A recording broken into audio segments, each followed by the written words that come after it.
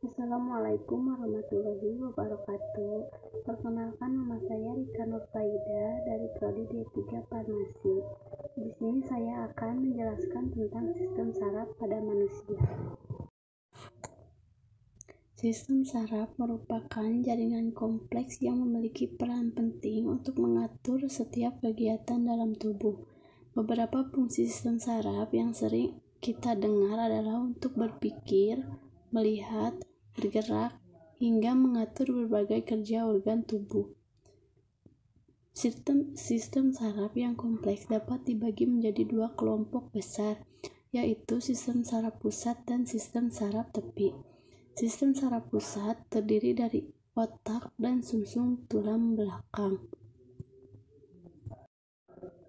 Fungsi dari sistem saraf pusat adalah untuk mengendalikan seluruh pengaturan dan pengolahan rangsangan, mulai dari mengatur pikiran, gerakan, emosi, pernapasan, denyut jantung, pelepasan, berbagai hormon, suhu tubuh, hingga koordinasi seluruh sel saraf untuk melakukan fungsi pengaturan di dalam tubuh.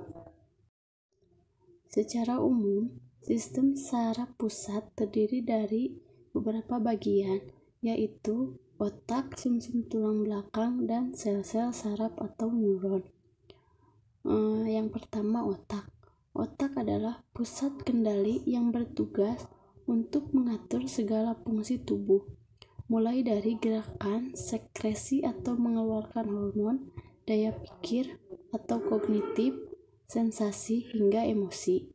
Yang kedua, sumsum tulang belakang.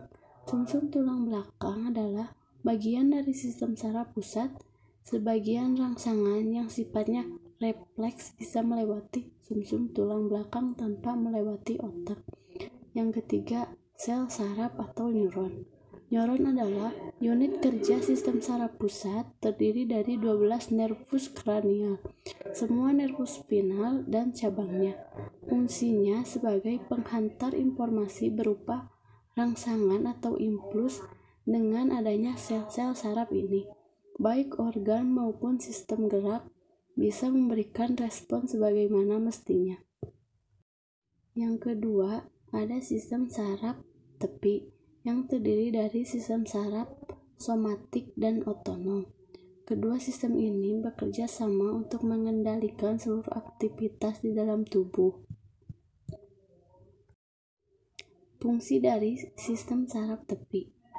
Fungsi utama dari sistem saraf ini adalah menerima rangsangan dan menghantarkan semua respon yang sudah diolah oleh sistem saraf pusat.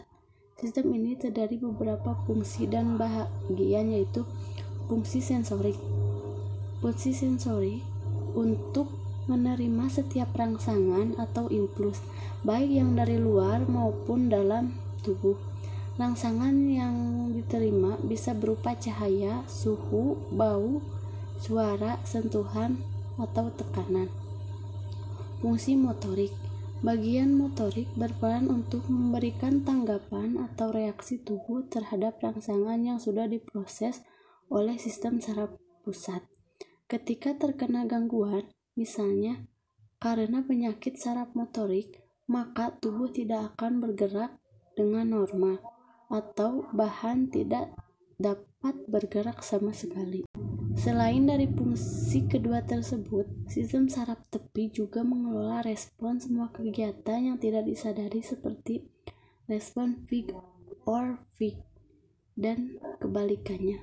Contohnya, ketika mengalami ancaman, tubuh akan merespon keadaan tersebut dengan mempercepat denyut nadi, meningkatkan frekuensi pernapasan, serta meningkatkan aliran darah.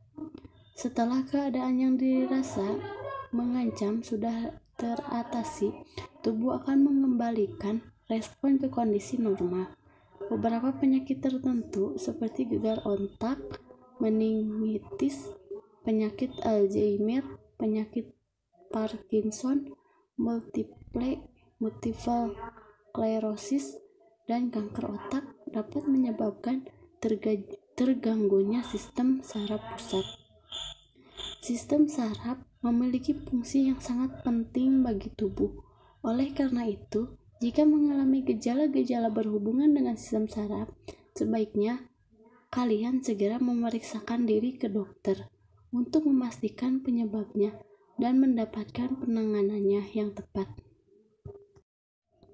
Sekian penjelasan yang saya jelaskan. Mohon maaf apabila ada kesalahan. Maklum baru tahap belajar. Wabillahi taufiq wa hidayah. Wassalamualaikum warahmatullahi wabarakatuh.